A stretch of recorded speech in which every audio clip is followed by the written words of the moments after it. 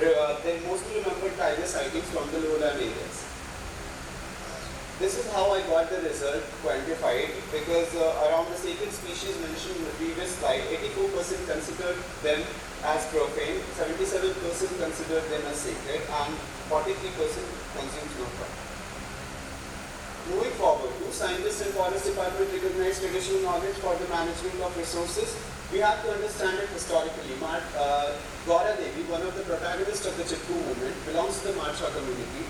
This was a female-oriented movement which obviously stopped the forest from getting down, but this got sidelined on the subjugative ideas and philosophies which are prevalent at that time, the Gandhian philosophies, and later on got hijacked by male members like Sundarlal Bahuguna and Chandra Prasad Bhatt. They must have done incredible work, but Gaura Devi was sidelined.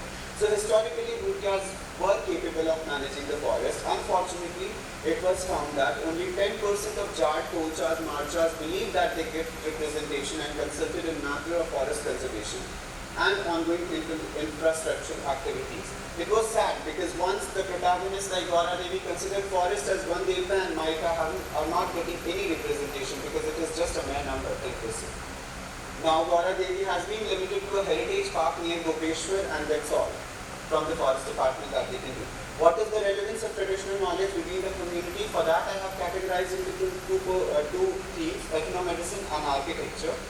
Under ethnomedicine, I carried, through my interviews I found, this is the result that I found, and I have categorized it under gender and age as well, as you can see from the upcoming slides. But it is interesting to note that it is not only key informants of the community who have an idea about the ethnomedicines, but also about the general public who are not considered as the key informants of the community, but they also hold an idea about the ethnomedicine, name of the species, parts of the plant that is to be used, and how it can cure the diseases that happens to them. Gender-wise representation, 88 was the men's sample size, so it was, you have to understand this graph proportionally, in which you can see that the proportion of women is fairly high among all the subtribes, Jats, Bhutias and Marchas. Chi-square test is again performed, and a significant association in different age groups and knowledge about making ethnomedicine was found. The age group from 20 to 35 years cannot meet ethnomedicine at all. It is about making ethnomedicine, not about the knowledge. Among all the three communities, the knowledge regarding ethnomedicine is proportionally high among women. Moving forward, as I said, that first part will be ethnomedicine and second is the architectural preference. It was found that Jats, Tolchas and Marchas prefer the traditional architecture, though it was observed in a group discussion in the Jat Bhutia community that they prefer to, in the interviews they said that they prefer traditional architecture, but they want to stay in modern houses because they involve less labor in maintaining it. Also, it is potentially possible because of the ongoing homestay scheme that is going on in the entire Uttarakhand, and it provides benefits to the traditional architectural systems.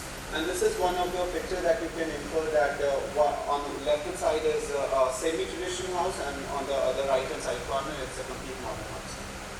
Moving forward to objective 2, I have divided it into two questions. Objective 2 is to assess the impact of infrastructure development and socio-cultural changes on Bhutias. How do Bhutias perceive the changes occurring in their surroundings? How these changes affected their community lifestyle and belief system? For that, these are the proxies that are used and categorize them into development-oriented, nature-oriented and balanced. So considering dam as threat against deforestation, consider nature as sacred and share stories of jungle life are categorized as nature-oriented people, and I found that 53.02% on an average of all the Bhutias believe that they are consider themselves to be, are found to be nature-oriented, whereas 52.14% wants balance. You can see an image that reflects this kind of ongoing development activities and how it hampers their traditional system. The livelihood system was one of the traditional occupation of activities. Livestock was one of the traditional livelihood option for the Bhutias. Now they have to walk on highways which are full of trucks and buses. Moving forward, after quantification, it was found that 86.36% of the Marchas have nature-oriented perception, which may have been possible because of recent cloudburst in Raini. And Raini belongs to the Marcha Bhutia communities, and most of the Marchas whom I interviewed have relatives over there. Whereas among Jats, you can find a general trend. It is almost similar, nature-oriented, development-oriented, and balanced. It may also have been possible because Tolchas and Marchas lives in high tourism areas of Badrinath, whereas Jat's areas are not still very tourism-oriented, so their perception is almost similar. In case of Marchas, the perception varies significantly, though Jats are having least variation. For understanding the community lifestyle and belief system, I have divided it into two parts, festivals and food culture. Under festivals, what I tried to found is that festivals are doorways to project their individual and social identities. It reflects the collective identities and place belongingness of the people with local environment. It breaks the social barriers and acts as a way to move out of the monotonous daily schedule. Changing ways of celebration was also done using certain parameters like the number of participants, the attire, zeal of celebration and the days of celebration. Drinking chunk has reduced is considered as one of the ways in which festivals has changed their ways of celebrations. And this is what I found. In Jat Bhutias, around 62% believe that the celebration days among festivals has changed, whereas 48% of the Marchas, out of 44, the total number of interviews, believe that it hasn't changed over time. Changing ways of celebration reflects the changing priorities and loosening of cultural ties of the people. In food habits are directly associated with the policy implications, surveillance and chasing religious sentiments. You can see few glimpses. Incentive is a pick of a herb that we use in kitchen for adding aroma to the food. And moving forward, it was found that still 57% out of 46 men interviewed in the Jat Bhutia community holds nostalgia or fascination about the hunting. They share memories of hunting. But unfortunately, because of the ongoing projects, the ongoing laws and acts, they cannot do it anymore. Whereas among Marchas, it is fairly low to 41%. The vegetarianism is increasing in the entire Bhutia society primarily because of three reasons. Because the hunting has been banned by the forest department, the policies that once supported them, their free. The policies has stopped or hindered their free movement in the forest. They can't go for hunt anymore. Secondly, because of most of them shifting to the urban areas, they don't get the taste of the goats and shit that they used to eat in the higher altitudes. So they don't like to eat it, and this is how the vegetarianism is increasing. It is also because of the chasing religious sentiments. Most of the Bhutias are found to be very hybrid, syncretic people, and they follow majorly Hinduism and Buddhism in the Jat Bhutia community. Rest of them are Hindus, but they found to be very syncretic and religiously coexisting. Hunting is still carried out at certain places during particular periods, especially during festivals.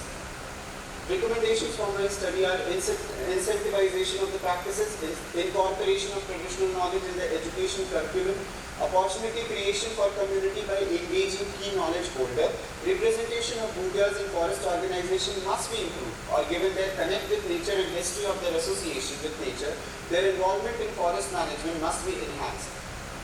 Limitations of my study are in-depth study depending upon location and closeness to the physical elements like rivers and mountains is essential in Himalayan region. Thus, covering more Bhutia habitation will provide a holistic picture. Sample size needs broadening depending upon the accessibility and closeness to infrastructure developments like roads and dams. Perception needs to be understood outside the formal settings of the interview as well. In an era of Jat worldviews, a study to mitigate inherent ethnocide will contribute in dealing with the existential challenges that Bhutias are facing. Lack of written records. I hereby conclude my study by saying that knowledge of folklore and traditional ecological knowledge varies across different age group and gender. Bhutias are connected with environment as can be seen from presence of ecological elements in their folklores. Experience of mountain ecosystem and adaptive instincts of Bhutias help them in dealing with ongoing changes. Though vegetarianism is growing among Bhutias, still traditional meat eating system is prevalent among the main section of the society. Their representation in forest management is minimal, but this potential needs consideration in policies and framework. Though the perception of Jat, Tolchas and Marchas varies towards development, 2 out of 3 still prefers development over nature. I hereby acknowledge all these people who have contributed to my study, supervisors of course director Anju ma'am especially, Upma di, Pariva di, Deepika di and everyone. And my friends, thank you. I dedicate my study to this woman in the picture. Her name is Janki. She did a lot and she helped me during my COVID time. So thanks a lot. Thank you, Devashish. We will now open the session for questions. And we have first question from Dr. Ramesh. There was this very nice study and very good outcome also I can see. Can you little bit elaborate about the unique traditional knowledge what only the Bodias have and compare with the neighbors or other temple Bodhis? Can you tell 2 or 3 examples what type of traditional knowledge, unique things they have? So one thing that we have to acknowledge when we are studying communities like Bhudias who are nomadic pastoralists and shifting towards a sedentary lifestyle nowadays is, and from their ancestors they have got this tradition of adapting to the forest ecosystem. They know all the routes of the forest, from here till Parvati Valley you can go with them, you will never be lost. They know all the routes, they know all the passes, they understand the trees and they know which trees can protect them under what circumstances. And they also understand how trees can help them in mitigating certain problems that are arising out of climate change. Because I found that a lot of people acknowledge climate change. So, if not unique, I would like to say that they're not the traditional knowledge or uniqueness, but obviously their traditional understanding is one aspect that I found to be among Bhudias communities that is very strong, which I didn't find in communities of either of Central India or tribal communities of Bihar, which is lacking there, whereas their understanding is very nature-oriented, depending upon their own experiences while they were doing trade and also when they are moving during their seasonal migration. So they are having practical experience of all that. So I believe their traditional understanding is one knowledge that they have, which helps them in survival and peace. Okay. The next one is we could see the traditional architect of the house of Bodias, and you have also mentioned that it's required a lot of maintenance when we are comparing with the general households. Can you little bit elaborate what unique or important things are there in the architect of their houses? What is the difference between the general one and the personal house they have? Yes, sir. So presently the modern houses are cemented houses, where the traditional houses mostly use cobram or mud. And another thing that is the difference is in the architecture of the house. There are not a lot of rooms in the houses. There is only one room, one separate room for the cattle, which is basically on the ground floor, and on the first floor people used to live, and the stairs are outside. So in this way, they provide a shelter to the cattle, which are, even in summers, they are cool and it is beneficial for the cattle and the livestock. Whereas in modern houses, these facilities are not there. Also, the stones are used in construction of traditional houses, which are very thermodynamic in nature. They absorb heat in winters, and in summers they reflect heat like that. You know, they have thermodynamic characteristics. So these are the things that are different. Whereas brick houses usually get very hot in summers, and in winters they get very cold. And also on the top of the ceiling, if we see, ceilings are basically conical in shape, so that when there is a snowfall it falls down, whereas in modern houses you will see a lack of it. So usually the snow gets accumulated on the floors. So these are the differences. One last question. During your study, have you come across any traditional practice to avoid human-wildlife negative interaction? Is there, have you witnessed anything like that between Bodias and the wildlife? So I haven't observed anything of that sort, like mitigation techniques for reducing the human-wildlife conflict. But one thing that I found is during this season of mating of most of the species, during this time they never go to the forest. Usually they travel in the forest when it's like winters, and few of the species are either low or hibernating, and in that way they used to go. So in that way they at least reduce or travel outside their chances of having snake bites in lower land. So these are the things that I found, but I haven't found any mitigation measures that they follow to reduce it. All the very best. Thank you, sir. May I come in here? Okay, sir. Yes, sir. This is a very interesting presentation. I really enjoyed this.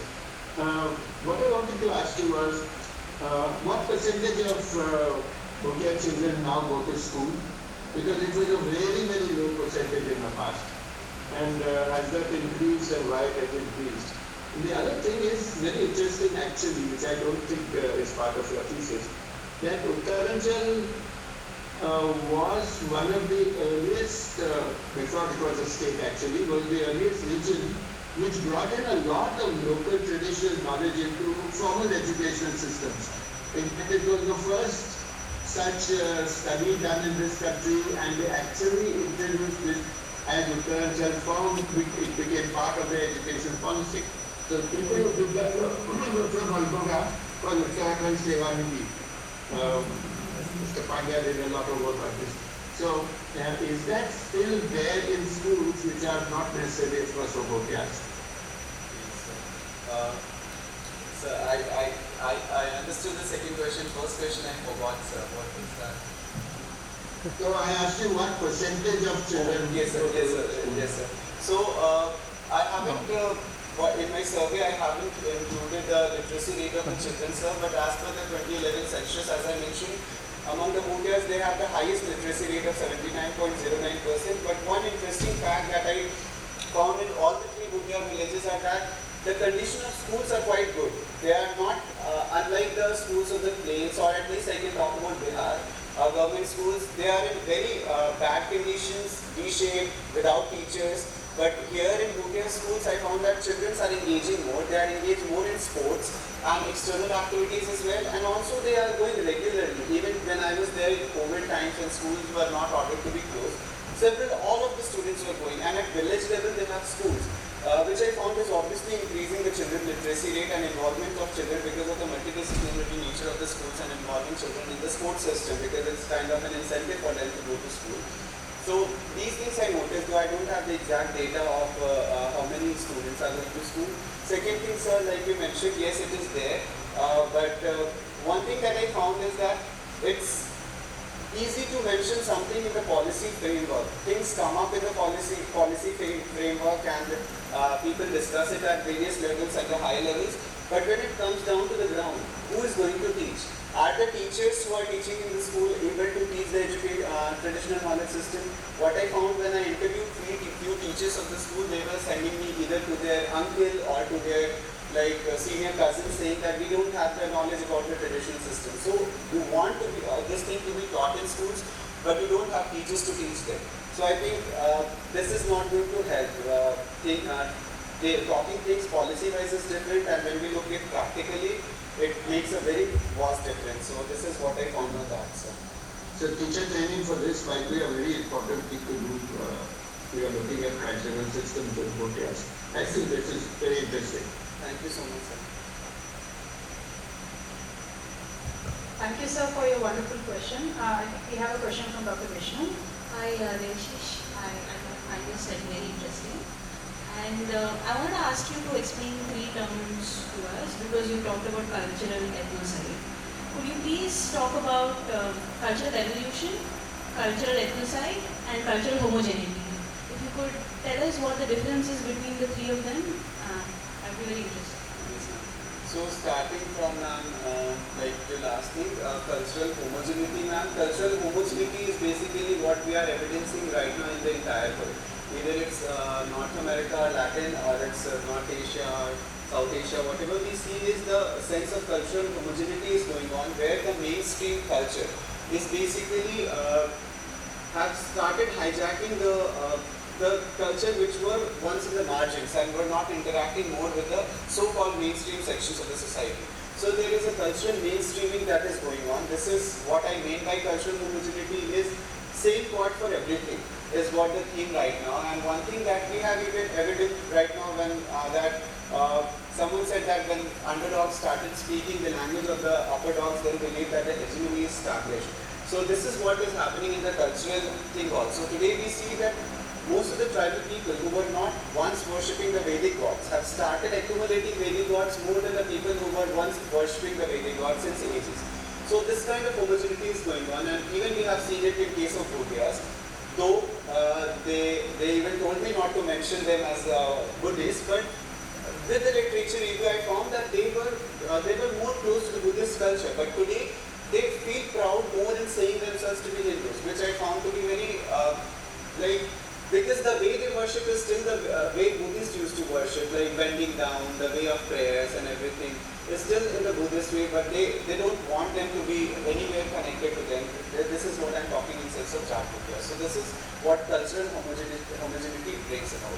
Moving forward to cultural ethnocide means, ethnocide is something that is not only about cultural evolution and you are evolving to a different kind of a culture, like even if someone is homogenizing or adopting other culture, it is a cultural evolution. But ethnocide means people will stay, but their culture will be totally wiped out. It is not about homogeneity, it is about cultureless, robotic humans who will be there, but they will have no association like Americans, you can say. Most of them living in New York, they will have. So it's not about generalizing, but you can see it. The way they are represented is about without cultures living in New York. So it's like that. So that is what ethnocide means. People will stay, their culture will be wiped out. They will adopt everything that is there and available to them. That's it. Though culture has developed in similar way, but it is more a reaction to the ecological way. Now what we are developing is reaction to the man-made thing. So that is what cultural ethnocide means. And cultural delusion means there is again an interface, and I think Bhutia community is very probably is a very potential option for people to have cultural studies on them, because delusion is also seen. As I mentioned, they are hybrid, they are very syncretic, and they have kind of fusion of a lot of cultures that are going on.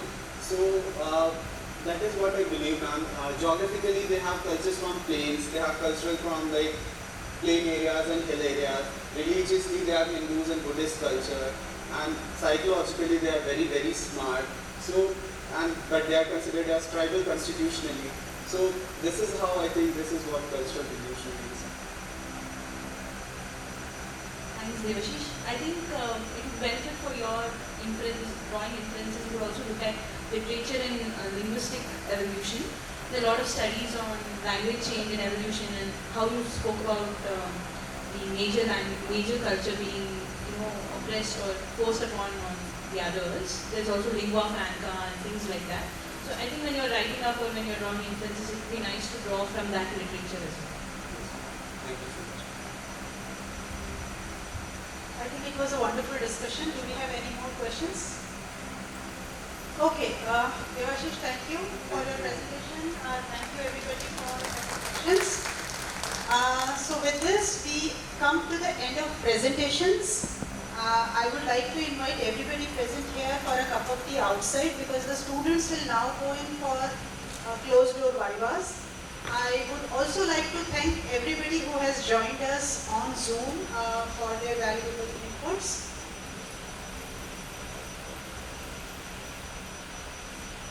Yeah, so I would like to thank everybody who is on the Zoom who have joined us.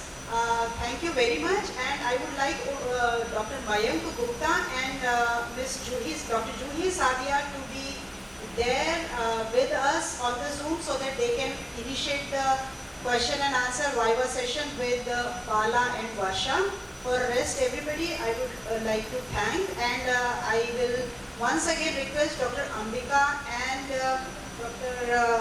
Bharadwaj, who would be taking Vivas for Devashish and Abhishek after Varsha and Bala.